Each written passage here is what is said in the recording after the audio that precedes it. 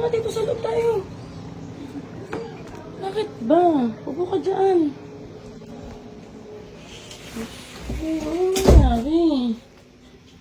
Dinala ko po kasi sa school yung cellphone pong binigay niyo po sa akin. Doon nawala? Pumunta po ako ng, pag-uwi ko pupunta po ako ng palengke po. Bumili po ako ng project. Dala-dala ko pa po yun eh. Tapos pag ano ko po sa bulsa, wala na po. Baka nawala mo naman sa sa tricycle. Hindi po, naglakad lang po ako. Tapos, Pag tingin ko po sa bulsa ko, wala na po yung cellphone. ko. Dapat kasi hindi mo dinadala yung cellphone mo. Sorry po talaga ate, babayaran ko na lang po sa inyo. Bakit mo babayaran? Pinaghirapan niyo po kasi yung cellphone na yung binigay niyo po sa akin. Nayarin po kasi ako. Diday, bigay ko yun sa'yo. Hindi mo kailangan bayaran. Diyos ko, kinabahan naman ako sa'yo. Akala ko kung bakit ka biglang napapunta. Hindi na po ako nagsabi. Dumiretso na lang po ako dito. Diday, huwag mong isipin na porket nawala yun, papabayaran ko sa'yo. Hindi ko naman yun papabayaran sa'yo. At saka hindi mo naman yun sinasadya. Saka bigay ko yun sa'yo. Bakit mo kailangan sabihin na babayaran mo? Pinaghirapan niyo po kasi yun, te.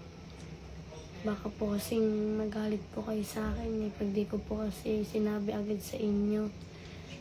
Diday, hindi ako magagalit. Kasi, gamit lang yan. Ha? Tandaan mo, gamit lang yan.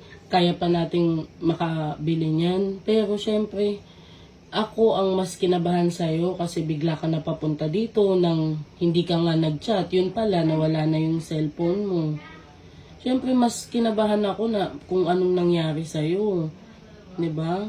Sa susunod, kapag dadalhin mo yung cellphone mo, bumili ka ng parang nakasabit dito para nakasabit siya tas nasa loob ng damit mo.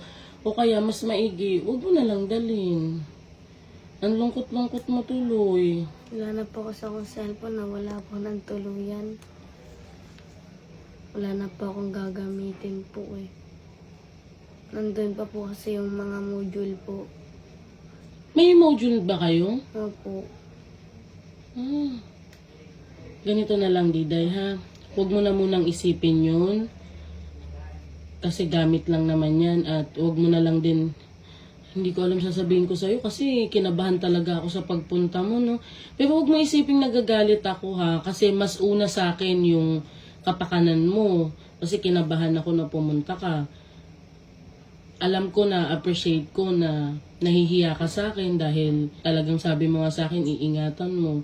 Pero syempre, aksidente na nawala, hindi mo yun kasalanan. Kaya, okay lang yun, huwag mo nang isipin yun, ha? Talagang pumunta ka pa dito. Nga po eh. Iniisip ko po kasi nandun po lahat ng ano po sa school po namin. Ganito na lang, Diday, ha? Gawa na lang natin yan ng paraan. Pero at least, safe ka at walang nangyari sa'yo. Yung cellphone na yun ay gamit lang yan. Mapapalitan yan. Huwag ka nang malungkot at hindi ako nagagalit. Ha?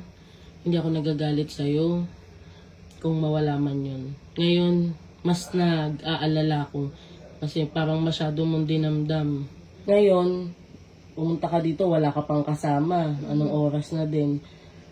Papahatid na lang kita, ha? Opo. Huwag ka nang malungkot, huwag mo nang isipin yun. Gagawa natin yan ng paraan. Saka lagi mong tatandaan, ha? Na ang gamit napapalitan. Pero ikaw, yung safety mo, yun ang mas mahalaga. Ha?